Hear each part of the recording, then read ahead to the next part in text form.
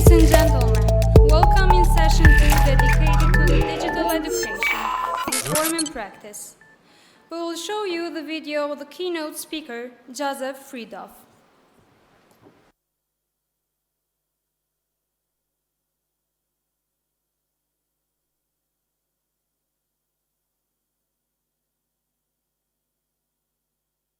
Hello, my name is Joe Friedhoff, and I'm very excited to serve as the keynote speaker for this panel session entitled Embracing Digital Education, Reform and Practice. I want to thank Antigona for asking me to provide today's talk and briefly share a little about my background. I've been in education for around 25 years, the last 13 of which I've been in the digital education space. I have a PhD in educational psychology and educational technology, and I've taught at high school, undergraduate, and graduate levels, as well as in-person and online settings. While I'm trained as a researcher, I'm also an experienced executive. For the past 7 years, I've served as Vice President of Michigan Virtual. The key point from my talk today is that a single organization can produce tremendous systemic change in the field of digital education. I'm going to demonstrate this by sharing a few examples from my company, Michigan Virtual, to illustrate. While I'll focus most of my comments on Michigan Virtual and our impact, I want to be clear that our success is only possible through strong partnerships with others seeking to do great work in education. In our case, we partner closely with our Department of Education and other educational leadership organizations to bring about change in digital education. Let me provide a little more context for my organization. Michigan Virtual is a nonprofit created in 1998 by the state through the Michigan Economic Development Corporation. Our launch was seeded using Michigan Strategic Fund dollars. Initially, our company was focused on workforce development, particularly in the automotive industry. But in 2000, the Michigan legislature enacted legislation for us to create the Michigan Virtual School, a supplemental online program. In 2004, the legislature began funding us to provide K-12 online professional development, and in 2012, tasked us with creating a research institute to support and accelerate innovation in education and provide leadership to the state's virtual learning system. To date, we've served around 500,000 online enrollments to students. We now serve between 30,000 to 40,000 a year. Our professional learning services have grown significantly over the last 5 years, and we now consistently average more than 100,000 professional enrollments annually. Together, we work with around 600 Michigan school districts each year. To frame my talk, I'd like to highlight 3 policies that demonstrate the opportunities for digital transformation and the roles that a catalyzing organization can play. The first policy example is Michigan's online learning requirement. In 2006, Michigan became the first state in our nation to require an online learning experience in order to graduate from high school. Since then, additional states have enacted similar laws. The online learning requirement was one piece of a major curriculum overhaul called the Michigan Merit Curriculum. And as you can see on the screen, it set forth requirements across multiple subject areas. The curriculum redesign was presented as a way to ensure Michigan's graduating students had the skills necessary to compete in a global economy. Specifically, the online learning requirements stress college and career readiness components, as well as a lifelong learning mentality. There were 3 ways a student could satisfy the requirement: take an online course, participate in an online experience, or participate in experiences incorporated into those Michigan Merit Curriculum courses. The image on the left is one we use to describe the various roles Michigan Virtual often plays, and I thought it would be a useful frame to look at this and the other 2 policies we'll talk about from the perspective of change agent, capacity builder, and service provider. So first, Michigan Virtual served as a change agent. The president of our organization was one of 14 people who served on the high school graduation task force assembled by the state superintendent of instruction. Having a seat at the table was a significant step, and the effects of digital learning advocacy are clear on the final curriculum. Second, planting the flag for the online learning requirement also signaled the beginning of a critical undertaking to reskill administrators and teachers and educate parents and students about the value of digital learning. This demanded significant outreach and the creation of professional learning assets, and it showed our role as a capacity builder. As a service provider, our Michigan Virtual School provided a wide range of online courses, including advanced placement and world languages that students could take to fulfill the requirement. The second policy I want to talk about is a course access program that began in 2013. Course access brings choice to the level of a course. This legislation gave students in grades 6 through 12 the ability to take up to 2 online courses per academic term, and the local district had to accept those requests even if the school offered face-to-face versions of the same courses. Schools were allowed to permit additional online enrollments or to open it to students in grades K through 5, but they weren't mandated to do so. There were a few reasons a school could deny the enrollment request, some of which are included on the screen, but they're pretty limited. Schools could deny an enrollment because of concerns about quality, but then they were still responsible to find an online course with the vendor where quality was not a concern. There were limits on how much a school would have to pay for an online course. Each year, this policy is revisited and revised, for potential updates. We serve in an advisement capacity about potential changes to the legislation, and we offer suggestions to clear up confusion and increase fidelity to intended practice. We also provide an evaluation and accountability function for the state around online learning policies. Each year, we produce a report that details pupil completion and performance data reported by schools to the Department of Education. The report highlights enrollment totals, completion rates, and overall impact of virtual courses. This annual evaluation helps policymakers and program leaders take stock in how well the system is performing. We offer many free resources, including a series of practical guides to online learning that are designed for key stakeholders, including students, parents, teachers, mentors, school administrators, and school board members. Michigan Virtual also provides quality reviews of supplemental online programs to Michigan schools at no cost. As a service provider, we were able to leverage our infrastructure to rapidly build out a website that houses all the available online courses in a comprehensive, easy-to-navigate course catalog. Parents, students, and schools can use the catalog to learn about what is offered, view alignment documents, see evaluations against standards, and review past student performance. We also run the Michigan Virtual School, which offers over 200 online courses. These courses include a Michigan certified teacher. The final policy I want to share today is from 2016, when Michigan enacted a new third grade reading law. This law required schools to track the reading and writing levels of students in early grades, and if they were more than 1 year behind, they may be held back and need to repeat third grade.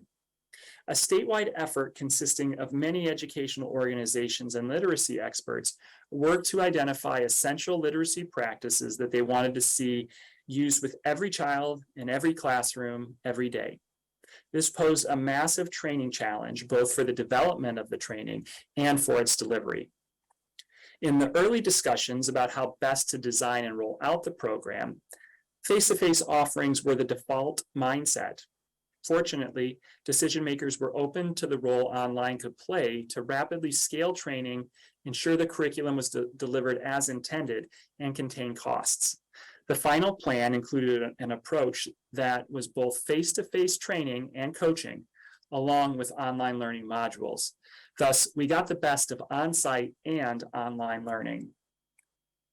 In the role of capacity builder, the Early Literacy Project shows a good example of Michigan Virtual as both learner and teacher. We were certainly not experts in literacy instruction, and so throughout the engagement, we learned a ton about essential literacy practices.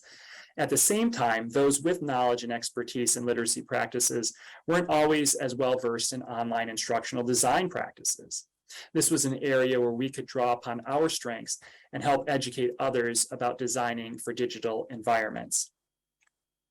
Finally, Michigan Virtual provides the learning management system that housed the online training modules. We also handled enrollment and registration functions, as well as help desk support. In total, we've seen over 100,000 enrollments in these modules to date. I'll end with circling back to where I started. I've lived and led significant transformation in digital education through an organization whose mission was dedicated to such an outcome. One organization certainly cannot do it alone. It takes a village. However, having an organization with a central focus on digital education certainly can catalyze efforts and accelerate progress. Thank you.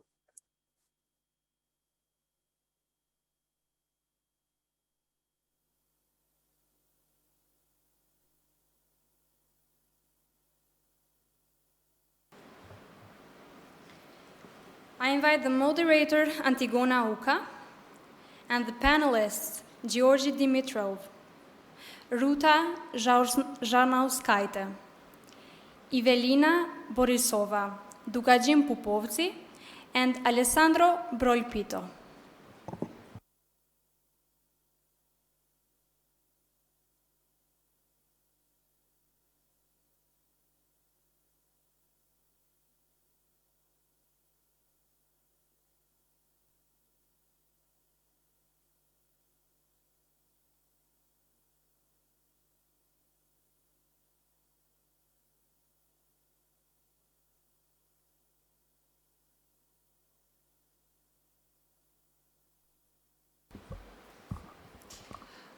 Okay, I think we're all settled. Good afternoon, everyone, and welcome to our amazing set of panelists today. Just to briefly introduce myself, I'm Antigona Uka, and I'm the Executive Director of Kosovo Center for Distance Education, and I'm really privileged to lead one of the most timely and lively discussion that maybe this summit will have this year. Joe Freidhoff, Vice President of Michigan Virtual, and a U.S. nationally recognized researcher with over 13 years of digital learning experience, has opened the floor to our panel discussion with a flavor and a showcase and experience from how Michigan State and Michigan Virtual have become a lead of digital transformation and online learning in the nation, both by practice and policy. Following up the inspiring speech by Mr. Freidhoff, in our panel we have an amazing and very diverse group of panelists, speakers, that are going to make a very lively discussion as well. Please let me first introduce each of them, and then I'll go with the questions and rounds of questions, maybe if we have time. First, we have a great honor to have here with us Mr. Georgi Dimitrov, who is the head of digital education unit from the European Commission. Georgi is responsible for the digital education unit in the European Commission, Directorate General for Education and Culture. He joined the European Commission in 2018 and was involved in setting up European Institute for Innovation and Technology. Georgi also led the development of Digital Action Plan, both 2018 and the latest one, 2027, that was adopted in 2020. Thank you, Georgi, for joining our panel, and we'll make sure to let you catch your flight at 4. Next, it is a great honor as well to have with us Ruta, head of unit Horizon Europe Association, DG Research and Innovation from the European Commission as well. Ruta joined DG R&I as head of unit at the beginning of 2020 and is leading the team in charge of negotiations and implementations of agreements with third countries associating with Horizon Europe program. Ruta will focus her intervention later in the session on knowledge triangle and how education can help bring about innovation and maybe transform education into a more digital landscape. We are also very honored to have today our Deputy Minister Dugajin Pupovci, who is the Deputy Minister of Ministry of Education, Science and Technology in Kosovo. Mr. Pupovci has led for 2 decades Kosovo Education Center, who is one of the most prominent non-governmental organizations in the country focused in education. And he's also been involved in the region through several years now. We will hear more from Deputy Minister about the development of the sector in the country through the policy specter. Today we also have an amazing speaker from UNICEF, Evelina Borisova, who is the acting regional education advisor Evelina will share with us more about how UNICEF is involved in scaling up access to digital education for children from all walks of life, not only for those who can afford it. And maybe later we'll hear how the initiatives that have been taken up from UNICEF have been accelerating throughout the years. And last but not least, we have the honor to have with us Mr. Alessandro Brolpito. He's the Human Capital Development Expert from European Training Foundation, an agency of the European Union based in Italy. Alessandro will focus on policies and practices developed in digital education, and maybe we'll share more about how, what, and why we should have a reform of digital education and in the countries. So I'll start.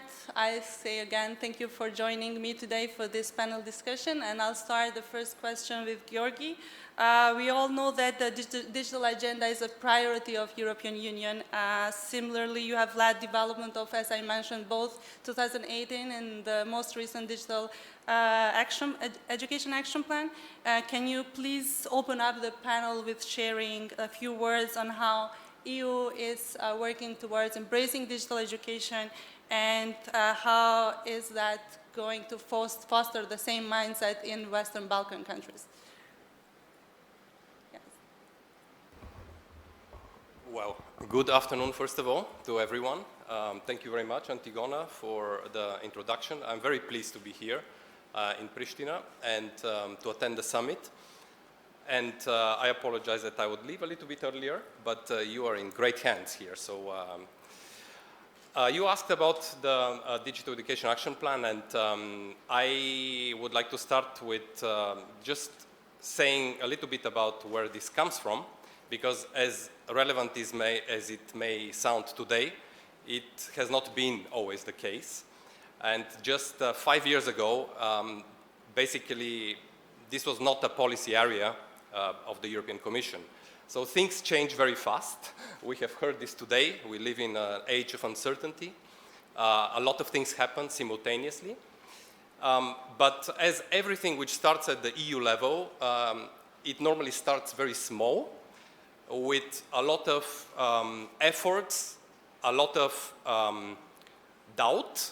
And you have to also know, I'm sure that you do, but you probably need to know that at the European level, education is a matter of subsidiarity, which means that it is the member states who are responsible for it, as opposed to many, many other things where the European Commission can regulate.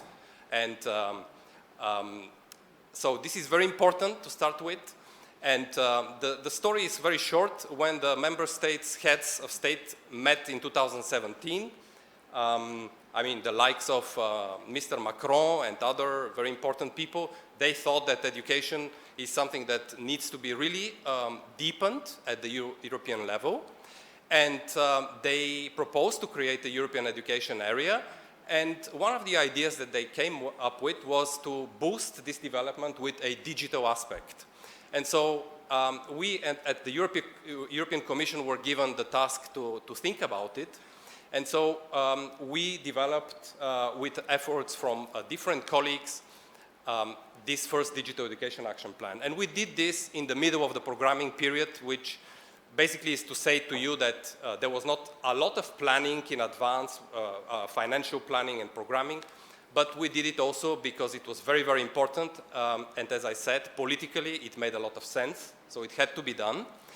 And 2 years later, when the president of the Commission came into office, President von der Leyen, she announced in 2019 that there should be a new Digital Education Action Plan, but this time with a much longer duration, with a link to the programming cycle, with clearer, let's say, objectives, more commitment. And then COVID came. And then you can imagine that when COVID came, of course, this topic became very relevant. So what we do today is we implement a longer-term Digital Education Action Plan, which you can read up. I will not bother you with all the details. I want to mention two important aspects of it, because the session is called Reform and Practice. When it comes to reform, we at the European Commission have to be, I will say now, quite creative in order to convince our member states to follow specific reform. Why? Because of the treaty and because there is subsidiarity. So what we do now, for example, is we have launched for the very first time a structured dialogue on digital education and skills, which is a very, I will say, long way to describe a process which has not happened before, and which means that we and the Commission are discussing with the member states individually all matters related to digital education and skills, from infrastructure and connectivity down to the advanced digital skills of cybersecurity specialists and the like. And there is in between a lot of other things like the role of digital competences in schools, how stakeholders are involved. All of this process is very, very intensive. It involves discussing this with all the member states. So you can imagine that you have to talk with many ministries. And why I'm describing this is because when you have all the ministries in the same room and you discuss with them digital education skills, you realize that there is a lot of dependencies. And this is very important for any successful digital education reform. If you don't realize the dependencies on the side of, let's say, the Ministry of Transport, which deals with infrastructure, then you can forget about connectivity in your school. It's more or less as simple as that. Of course, not as simple, but so it is very important to have this whole government approach, and we apply this currently at the member states level, but we believe that once we conclude it next year and we will put forward some soft law, we call this council recommendation, but it's basically a form of soft law, we hope that we perhaps can inspire some sort of practices in other countries as well. The second example, and I know that my colleague will speak a bit more about it, is about the tools and the practice, because what matters in the Western Balkans, of course, is also the deployment and the successful application of some of the practices that we have. And we have a couple of those which have proven to be quite effective at the Western Balkans level, but also in the EU. One of them is, for example, Selfie. The Commissioner Gabriel mentioned it earlier. It's a self-assessment for schools which can assess the digital capacities that they have and their needs and gaps, as well as the learning needs for their teachers, for their learners. This tool has been used by more than 200,000 learners and teachers in the Western Balkans, and close to 3 million in the EU. So it's very successful, both here as well as in the EU. And this is one particular example which is how we can deploy practices, specific tools which are useful. And I think that my colleague Alessandro might say something more about that because he's even more involved, but I'll stop here for now. Thank you. Thank you. Thank you so much for bringing both the practice and maybe the future, the policy and maybe in the future very practice and tangible products that can be used. I'll go ahead to Ruda and maybe following up on the need of using tools and maybe assessing the needs, overall needs of the both infrastructure and capacity-based.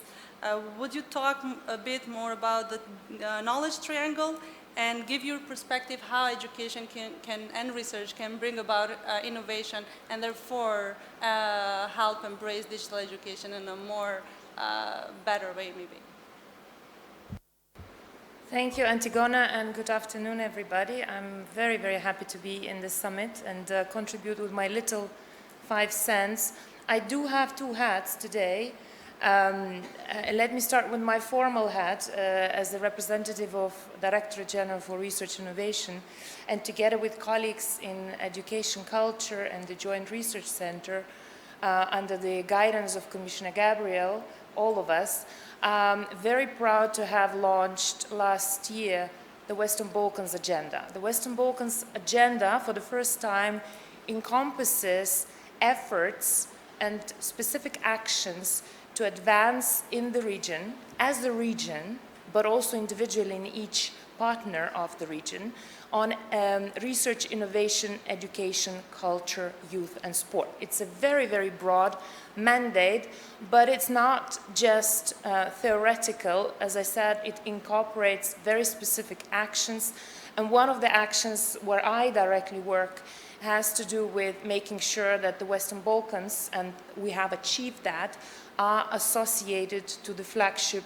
European Union research and innovation program, Horizon Europe. You must have heard of it if you work in the higher education and academic fields. So Kosovo and other countries in the region, they do have access to all parts of this nearly 100 billion euro program over 7 years, on par with the member states. Now, why do I mention that when we speak about digital education? Is because the agenda makes it very clear that we need to nurture the triangle between the knowledge triangle, starting at the stages of early education, higher education, moving to research, to academic careers, and then moving further from there to linking it to entrepreneurship and innovation. And these components of the triangle are feeding into each other. So if we do not have a ripe and mature digital education, digitally literate society, we do diminish the prospects of success in higher education and research community, as well as stemming from that in having innovation. I don't need to say here today that obviously today's and future's innovation will have a lot to do with innovation in technologies, in digitally equipped sectors, increasingly so. It's already the case today. So obviously literacy and skills in digital technologies are essential, and I would even say sine qua non, you cannot without. So I think there are very few people in this room in particular that would doubt that having digital literacy is a mandatory part of our future curricula. I think that there would be very few doubters, but not to say there are no challenges to introduce that. This is, as I think, still indeed something that governments and the European Commission, as Georgi mentioned, are working towards. So this is where I enter. For me, what is very important in Horizon Europe, we do have a new pillar of the program, very important one. I would like to bring it to the fore. It's innovation, funding innovation at very, very early stages. I think, again, it goes without saying that innovating has a very huge potential for the region and its economic operators to find a competitive edge to sell products, because traditional industries are saturated on the European market, so we need to find your competitive edge, and that comes often through innovation. And there are funds available, but one needs to be prepared to have qualitative applications. So again, digital literacy and digital skills will be essential to make sure that this opportunity that entities in the Western Balkans have is taken. Now, very briefly, perhaps on my second hat, and this is not as a commission official, but rather as a guest lecturer, I happen to have a direct experience in giving a course at a developed member state university over the last 3 years. And what I take from that experience, because everybody had from one day to another to move to online teaching, and also I took the opportunity when developing that course, using different techniques to teach.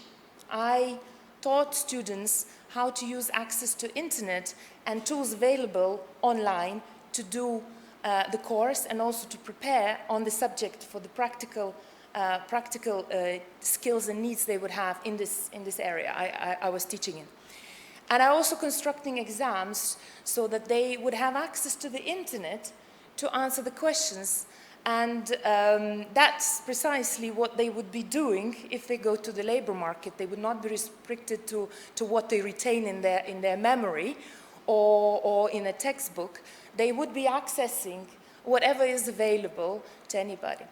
And once the lockdown was over and the university asked lecturers to come back and conduct examinations in a physical format, they were extremely reluctant to allow to continue examination with access to the internet, and they were really resisting a possibility to have hybrid classrooms. And I thought it was a missed opportunity to take an advantage of the dramatic pandemic that we had to face, because it was, of course, an opportunity in some ways, specifically in the digital environment terms. So what I want to say with it is that we have been spurred to accelerate in this area in the last 2.5 years, but there is mentality shift that still needs to take, including, so we're talking about Western Balkans, but it does go for many countries, very advanced countries, economically strong countries, also in the European Union, and I think we will also collectively need to work on that mentality shift and stop that resilience to advance in something that will bring economic benefits and benefits to all of us in the future. Thank you. Thank you so much, especially for bringing the perspective from the second hat. And what we see here is that in the previous panel, we heard how industry is asking for the education not to be, not to resist this change, and then you are in an education environment and the education resists by itself. So maybe we should think not only as a panel, but also as an audience, how we can think forward into kind of killing this resistance and changing the mindset. The same thing was also mentioned by our keynote speaker, the default mindset of only traditional learning versus now, because of certain situations, that has changed as well. And this is actually a very good point to open the question for Mr. Deputy Minister Popovci. And we know that in the last few years we have seen disruptions in education system by forcing schools to move back in class and remote and back depending on the COVID situation during that time. This had confirmed us that digitalization of education is necessary to make the system more resilient for future shocks, but not only that, because the industry is asking, and then because of the area that we're living.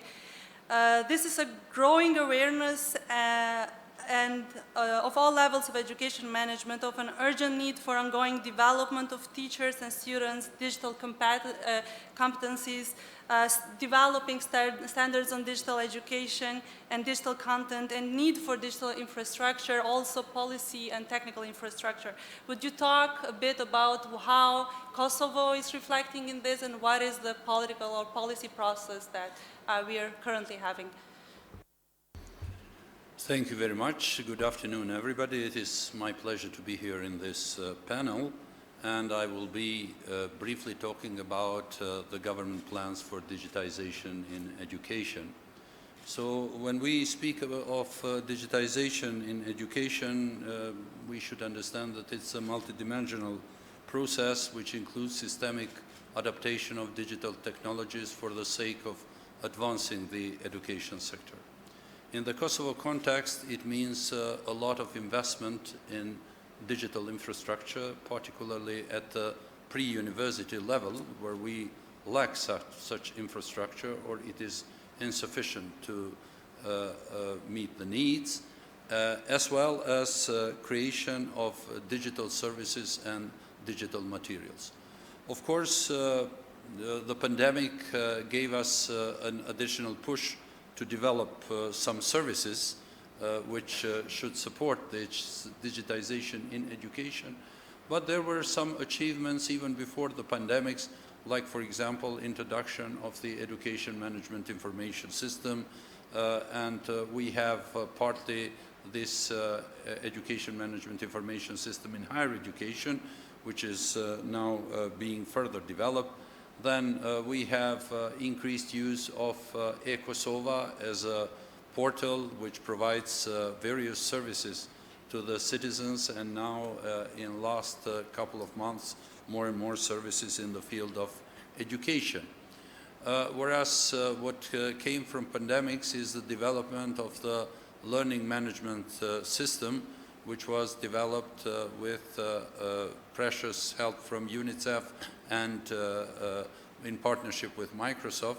It is now hosted by the portal skolat.org, where we have registered around 300,000 pre-university students, and that learning management system can be now used by all schools for the purpose of distance learning or digital learning.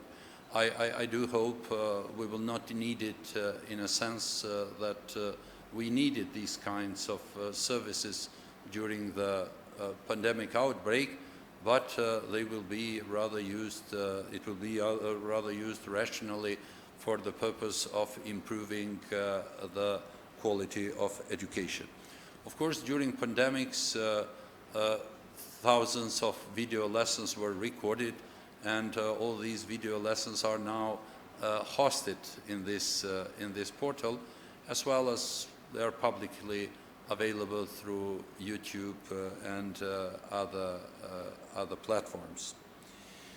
What we have in schools now is one computer per 35 students, which is far behind the European standards. And on the other hand, 85% of schools in Kosovo have some access to internet, which doesn't mean that the internet is being used for pedagogical purposes. Nevertheless, there has been a very good move from the Ministry of Economy through a World Bank-funded project, which now managed to provide high-speed internet access to more than 100 schools, and we believe that this will continue in the future. In the last year, we focused in the Ministry of Education on developing the new education strategy for the period 2022-2026, and one of the 5 pillars of the strategy is digitization. I'm not going to bother you with other 4 pillars, but they cover more or less all areas that are of importance to all levels of the education sector. But digitization was identified as a separate area, and the strategic objective there is to use the digital technology in order to improve services and quality of education in line with digital transformation trends. Then from this strategic objective, we derived 5 specific objectives focusing on different areas, and I will just walk you very quickly through all these 5 objectives. One of them is to create a centralized digital platform which would integrate learning management system, but would also integrate these systems necessary for the management of the education system, school management first, and then the data processing, education management information system would need to be integrated within that, and so on. And of course, it won't be done tomorrow. It will take some time, but there are plans to develop it. Then, of course, production of quality learning teaching materials. I said that we had video lessons developed during the pandemic, but not all of those video lessons meet those quality criteria. They were developed simply in extraordinary circumstances, and now we need to pay more attention to development of interactive materials that would enrich the offer of the learning management platform. Then a third very important aspect is provision of the technology equipment to schools, including networking and access to high-speed internet access. So our idea is in 4 years to have local area networks in all schools, and to have high-speed internet access for all schools in Kosovo. And when I say when I say networks in all schools, I mean networking for pedagogical purposes, not just network in director's office or so. Then we want during these 5 years until 2025 to procure around 12,000 computers to schools, so that we have at least one computer for around 20 students, which will still be far behind European standards, but at least would represent significant improvement compared to the situation that we will have now. The plan is that in each classroom we would have computer and projector or smart TV or this, how do you call it, interactive board, so something that would improve the use of digital resources and would simply make it possible. In this regard, the government has already earmarked funding for next 3 years, and with help from UNICEF, we are now working on developing a more detailed plan on provision of this equipment, whereas in cooperation with the Ministry of Economy, we plan to do this provision hand in hand with installing networks and providing high-speed internet access to schools. Development of digital competencies is also an important aspect. As you already know, Europe has a framework for digital competencies, and there is one framework for teachers as well.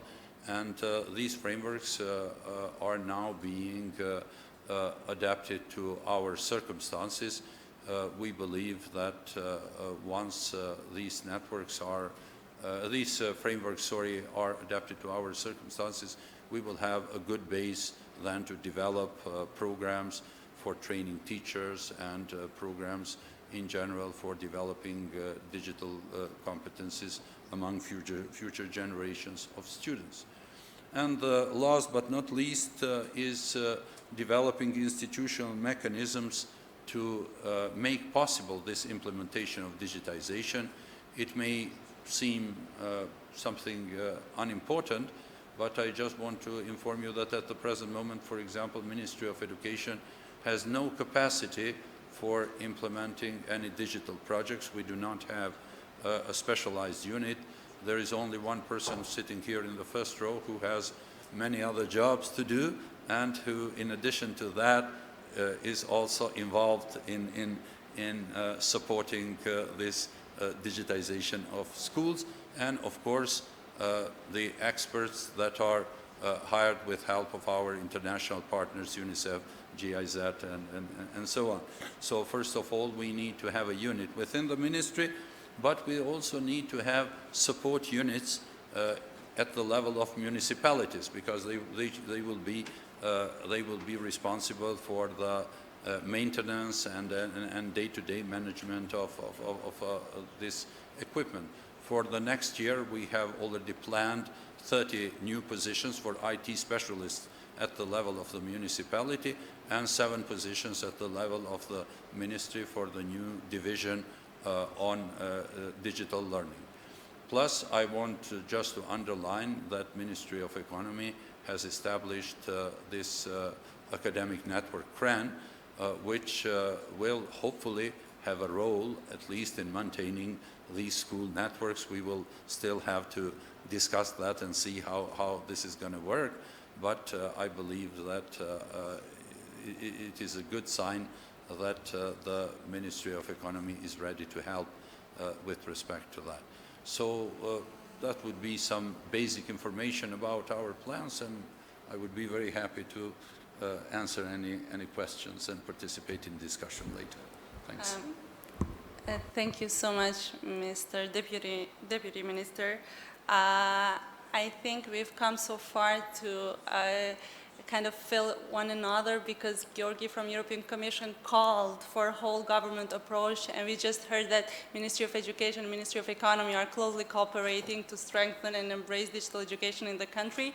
And then we talk here about policy and practice through RUTA, and then we know that it's not all just policy, then we talk how the government and Ministry of Education is planning to deploy equipment in the coming 4 years, which is a direct practice, but also mentioned clearly the help from UNICEF to implement and maybe use this equipment through the content that has already been developed, and also from the products or learning passport as a tool that can be used. So the idea is not only to have the policy in place or only cram schools with computers, but also use it through having proper tools such as learning passport or Škola Pico or Going Kosovo and similar others in the region developed by UNICEF.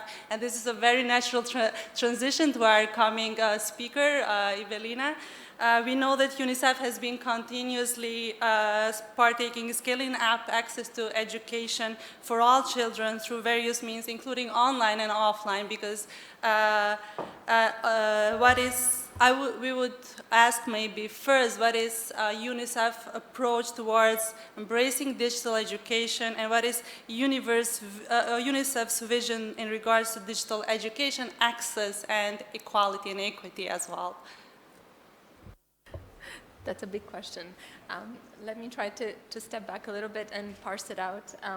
First, why? Why is UNICEF focusing on digital education? Second, what? What is it that we're focusing on? And third, how? And I think on the how, I think the Deputy Minister paved the way beautifully to the response, so I will have very little to add. But maybe just to start with the why, maybe it's obvious to many of us why UNICEF and others are focused on digital education, but it would be remiss to say that we are in the midst of a global learning crisis, and it's gotten only worse over the last 2 years with the pandemic and the school closures. So when we look at the numbers, they really are astounding, and they're really global. They are true for the Western Balkans, they're true for the world. Wherever we look at, there are massive challenges. We have 175 million children not accessing preschool. We have over 25 million kids at the risk of dropping out because of the pandemics. And we have more than 70% of 10-year-olds around the world not being able to read and understand a simple text. So education is a bit failing at the moment in terms of both access and quality. But what we have learned through COVID and post-COVID as well, is the digital aspect of education has a huge role to play in how we can potentially tackle some of these massive challenges. So for UNICEF, why? Why digital education? Because we see it as a major solution to what we can do to address both access and quality and equity, which I'll get to that in a minute. And it's non-negotiable because it is a part of every dialogue, all ministry plans, everybody's thinking about this, but the question is, how do we do this well, and what do we focus on so that we really leverage the power of educational technology for the outcomes that we want to see for children, for schools, and for societies at the end of all? What are the 3 things we are trying to achieve with digital education? And I think in partnerships with so many colleagues and ministers and national partners as well.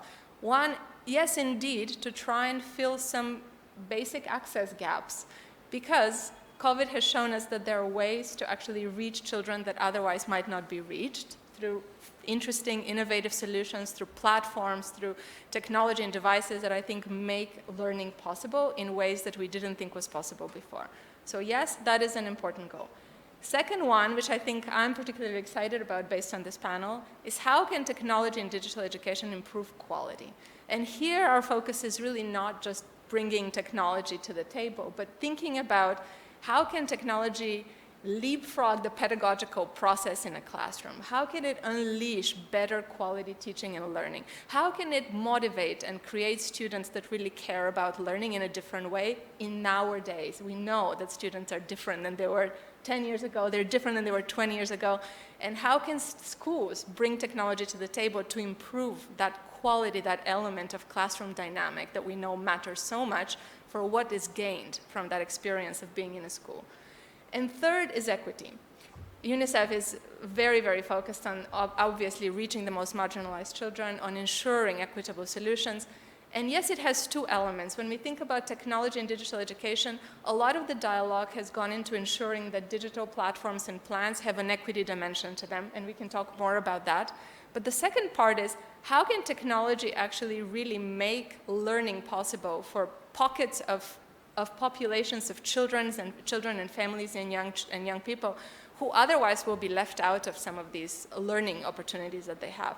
And I think here we have a lot to share as well in terms of bringing solutions like Learning Passport, assistive technology, digitalized textbook that really make a difference for reaching those who are otherwise left out.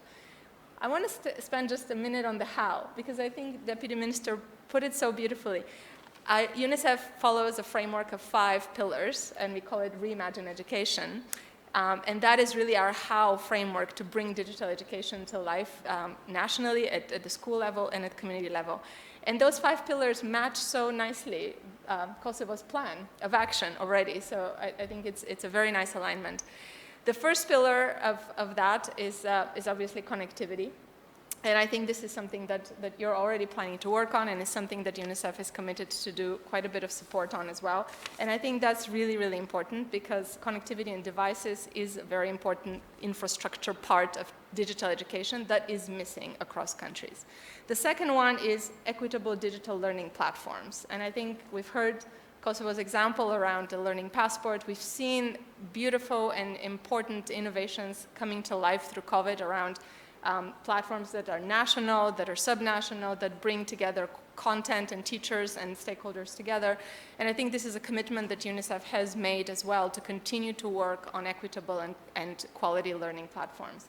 The third one is quality learning content. Without that, I think any innovation that we bring to the table, without a strong content, without the content that really makes a difference for students and teachers, we know that we're going to fail, because the level of relevance of what's on those platforms is really important, and to be constantly renewing and rethinking the quality of the content is key. The fourth one is the teachers, and I think we heard very importantly how critical upskilling the workforce and the administrators and everybody a part of schools is, and I think we believe we have seen just how unprepared many of the parts of the workforce were when COVID hit. So I think this is a big part of moving this agenda forward. And the fifth one, which no one has spoken yet about, but is very close to UNICEF's heart, is parental and youth engagement. So really connecting schools and homes, which again came out very clearly during the pandemic as a key element of kind of leapfrogging some of this potential, but bringing learning from schools to homes, creating connections between teachers and parents, and creating these environments that are kind of symbiotic of each other. The role of technology is massively important in that. In a part of that is engaging youth in co-creating some of these solutions, and we've had wonderful experiences already today in being able to see that. I think for us, these 5 elements are like the legs of a stool. So if one of them is not there and it's not a part of a plan, it's very likely not going to be as impactful as I think if all these elements come together. And I think it's wonderful to see that governments, including Kosovo's one, is already looking at how these 5 pillars come together in a digital education action plan that really brings together a whole sector approach, so to say. I have a lot more to say, but I will pause because I'm realizing we're running out of time. So please come back to me to ask me about challenges. I'll definitely will if there's time. Before going to Mr. Brolpito, Georgi, I'm not sure if you still have some time to, or you. Sure, you can do that. Thank you so much for your presence today, and looking forward to seeing you in the future again. Bye-bye. Yeah. Evelina, thank you so much for bringing the UNICEF's perspective and the work that has been done so far in all the hows and whats and whys. And I think we will stick on hows and whys and whats with Mr. Brolpito as well. Can you please share what is maybe first European Training Foundation doing to support digital education reforms in the region, and your maybe why and how to embed long-term digital education reforms in the education sector? Yes, thank you first of all for the invitation. For me, it's not the first time in Kosovo. The last time was before the COVID and was a completely different context, also for education. And the Deputy Minister was highlighting how the digital dimension is supporting the education reform in the country. So it's really a driver. And just I would go in the other way around. I would build from what has been already said about the why, because we must be quite aware that this is quite urgent.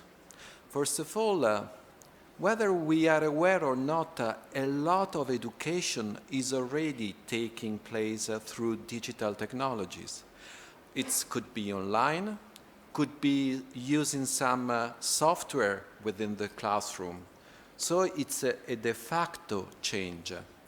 The interesting thing that after the COVID-19, for the policymakers are talking of, as the title of this panel says, embracing system-wide, which is a lot system-wide. It's a lot of complexity, as we were understanding from previous intervention. And we have to do it because we understood that it didn't work very well during the COVID. We needed to improve our understanding. We needed to improve the resilience of the education and training system. COVID is not the last pandemic, it's not the last emergency. Education and training system must be ready to switch online in a more effective way, where the learning is tuned into digital pedagogies, not just reproducing face-to-face lesson. But this is not so obvious. But of course, as it was mentioned in the previous intervention, education is actually changing, and has the ambition to be more qualitative and more inclusive, as the SDG 4 is mentioning, recalling us. So this is the digital technologies we are aware they are offering really a change of paradigm. We can change the status quo with it. This is very important to keep in mind. But not only to fix or to learn better, it's because if we remember what was said in the previous panel, we need to have a lifelong learning education and training system for youth, for adult, informal and non-formal context. Lifelong learning, it means that I can improve accessibility, definitely, and could be online for adults. They are family, they are busy, they need this kind of... So definitely distance digital learning is a solution. For pupils, of course, it's a different story. The big challenge now is to bring in a meaningful way the technology into the classroom, in a learning environment that has to be changed. It is a matter of spaces, it's a matter of flexibility, it's a matter of much more peer learning, which is facilitated by the technology. Our kids, our pupils, the youth, they lack to focus from time to time. This is something that we realize, but they interact. They want peer learning, peer assessment, all these concepts are about innovation in teaching and learning. And this is my last point. We want to promote learning agency, active learner, because otherwise they sleep. Of course they sleep if they have to listen 1 hour. But the point is, with the technology, we can really reinforce this aspect. About the what, and this is referring to this very interesting reform that I read very carefully. Of course, it's very important to define the scope. What do we want to change? Because system is a system, could be the system of vocational education and training, could be a sector-wide approach, could be for primary, secondary. In terms of digital skills and competence, it's very important to have a really system-wide approach. Computational thinking, using instead of the Lego, concept like computational thinking at an early stage, not to think like a computer, to be clear, but like a software programmer, dividing the problem in sub-problem, problem in sub-problem, until I'm able to find the solution and go back re-engineering everything. So it's very important when we say a system change, what we want to change. We have to be clear in this respect. It's for all education, lifelong learning, it's for a specific sector, or for general education. And for that, for example, this is even a bigger challenge. You have to introduce many about the what. Okay, it means a simulation, virtual reality, practical skills development through digital technologies is challenging, but could be very effective and inclusive, as you were mentioning. About the how, Georgi was already mentioning the perspective of the European Commission that we as an agency of the European Union, we closely follow in our 20 years that we work in the Western Balkans. So it's really a long story. But it's really, really important to talk about the capacity of the schools. This is a very, very important, because we need to build capacity at the system level. Just to make an example, for me it's very important the policy monitoring. If it's important to set target, to have proxy indicators, and to have a system that allows to monitoring. Based on my experience, looking internationally, looking to some OECD report, for example, now, thanks God, there are frameworks for conceptualization of what does it mean for a teacher to be digitally competent, for a school to make it more digital competent, and etc. Because this is a very difficult exercise, very difficult.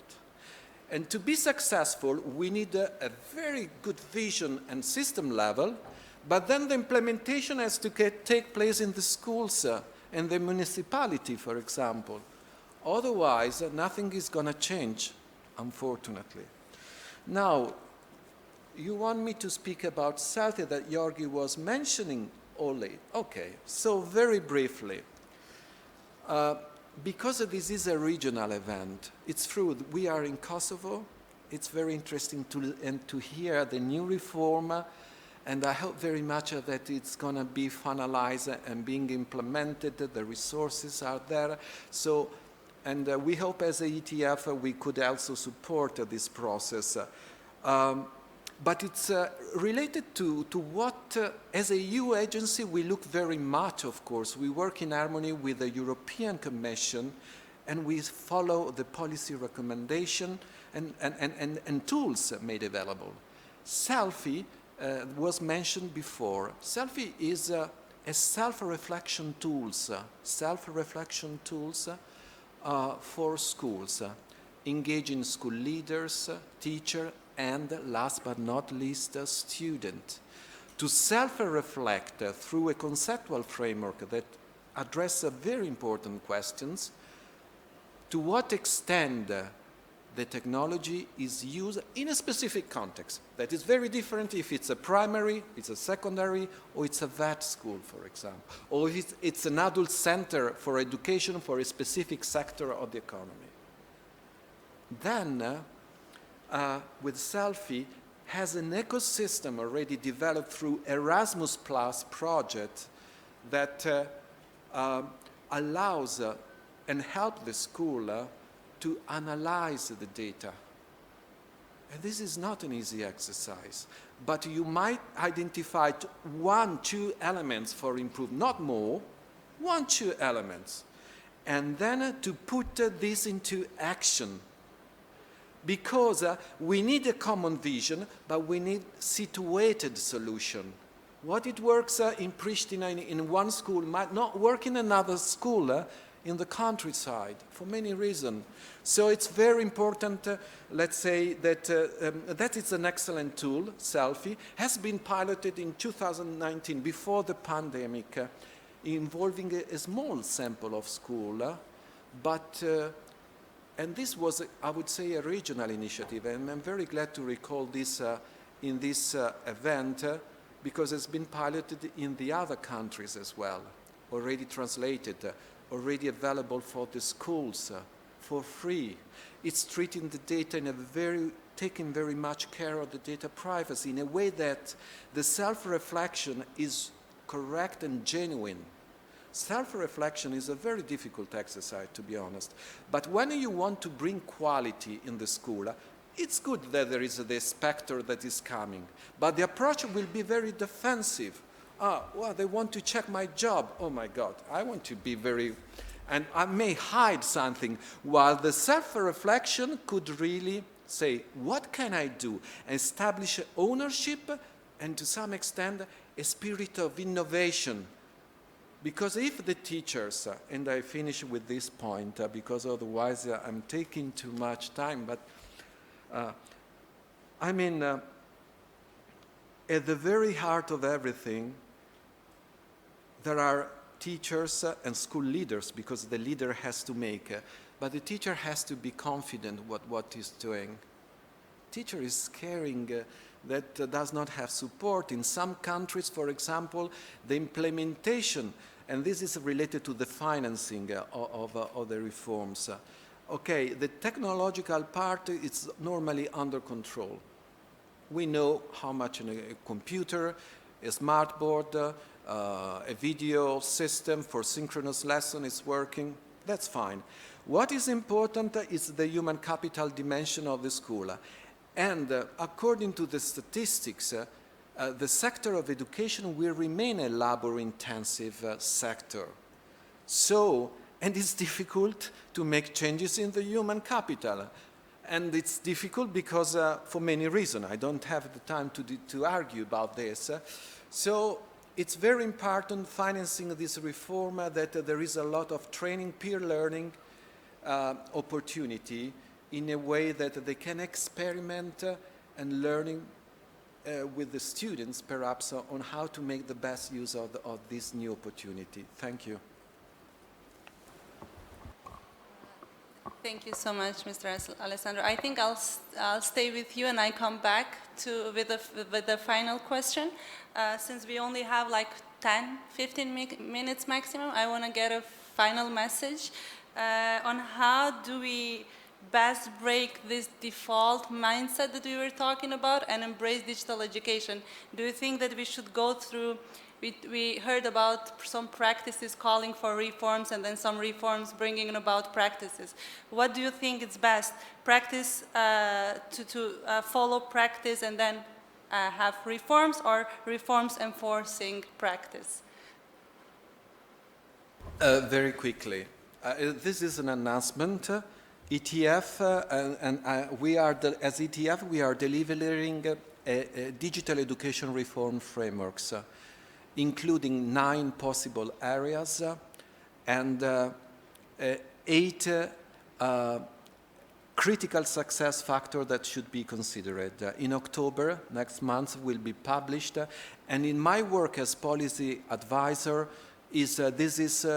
I'm going to apply this, and this is a useful tool to design policy reforms. Now, to answer to your question, in this process, through this framework or other frameworks, it's very important to think about the specific national education system. It's very important to define the scope of the reform, to be part of the education reform, not a side. The digital education strategy is okay, but then the reform has to be, as it is the case of Kosovo, where the digital part is embedded. And we need to look at the practices around, absolutely. But then we need to find the specific solution for my country. My last tip would be combine top-down and bottom-up initiatives. The top-down is, let's say, the strategic objective, the vision, the standards, the rubrics, the standards in terms of qualities. And then let, as much as possible, the school system to let them implement it properly. And this is the bottom-up dimension that, to me, could really give a sense of ownership and rowing all in the same direction, which is very difficult. Thank you for sharing your opinion. The same question goes for everyone in the panel. So how do we best embrace through practice calling for reforms or reforms enforcing practice? I mean, just to say, I can't agree more with the comments that have been made already. I think in terms of embedding the digital dimension into education reforms, we have seen very clearly that digital alone is not going to obviously solve the major problems that we're seeing across the sector, but I think it will be an important enabler. So as much as possible, connecting the digital dimension to the critical goals of education systems across the whole sector is really important. And I think I wanted to mention something earlier, and I think it comes out very nicely now, and I think you very nicely connected it, is before we go into a whole government approach, which is absolutely amazing and important, I think we have to go to a whole sector approach first. Because I think we need to think about the age specificity of where digital fits and for whom and how. And I think you made a very clear point about what does it look like for preschoolers? What does it look like for primary students? What does it look like for youth and secondary? What does it look like for the teachers across these age groups as well? And what does it look like institutionally for the people around those students as well? And I think we're really far from being there. I think this is one of the major challenges in looking at reforms and looking forward, because so much, as the Deputy Minister mentioned, so much of digital education came to bootstrap ourselves during a very difficult moment, and I think we didn't have time to really specialize and really understand what can we do better with technology for these different age groups, and how do we bring it together in a coherent action plan for the sector first, and then how do we bring other sectors together, as the colleague from the EU mentioned, to really leverage the support for these broader goals. So I think it's really important to think about the whole sector approach when you think about the reform and not leave anyone behind, because digital skills, as you rightfully said, they don't start at 10, they start in the early years and they never end. I think it's a life course approach. And I think the other big thing around reforms that I think is really critical with this new area of work, which is digital education, is continuous improvement, efficiency, understanding what's really working. It's a constant evolution and a constant progress of these innovations. And I think within UNICEF, we have seen this clearly just in the last 2 years, the number of innovations that have come to the table, that we have supported governments and partners with, they all require further nuancing and tweaking and reformulating in the new context post-COVID and a blended support learning, etc. So I think moving forward, I hope that us and all partners together will be also putting in place a more systematic kind of evaluatory frameworks around these solutions, around these digital platforms, and specifically being able to document what do they bring for students, what do they bring for teachers and pedagogues, and what do they bring to institutions like schools and preschools to make them more effective, to enable better change. I think practice and policy, they're always together, and really they have to complement each other on both sides. So thanks. Well, I think we have to work on developing digital mindset in education, because the context has changed now due to this rapid development of technology, and particularly due to the pandemic. Teachers, just for information of maybe people who are not so familiar with the Kosovo context, a decade ago there was a massive training of teachers in Kosovo on these computer basics. It was this European Computer Driving License program, which was attended by 13,000 teachers. So our teachers are not fully unskilled in using the digital technology, but people sometimes get frustrated when they need to switch from classical methodologies and approaches to methodologies which entail the use of technology, and this is where they need, in general, help and guidance.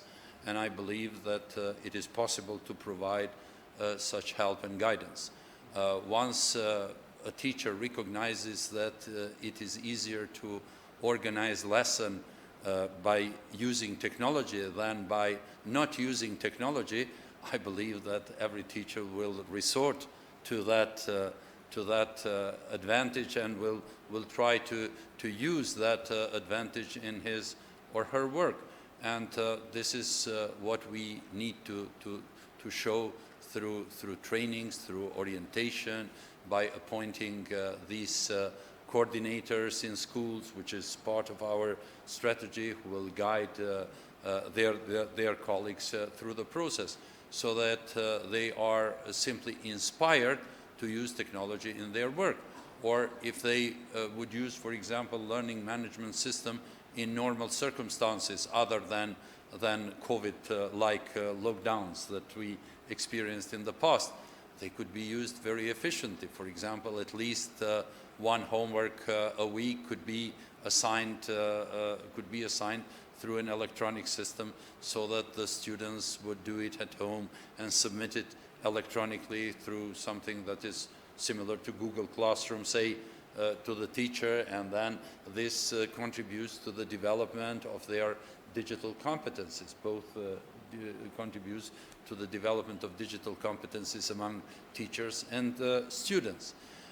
So I believe there are many ways really to motivate people to use technology in the classroom. Of course, equipment is needed and all these kinds of things, but this is why we now want to plan very carefully on how we are going to deploy it to schools, so that it is really used by the teachers and not just boxes ticked that we have so many computers and so many projectors.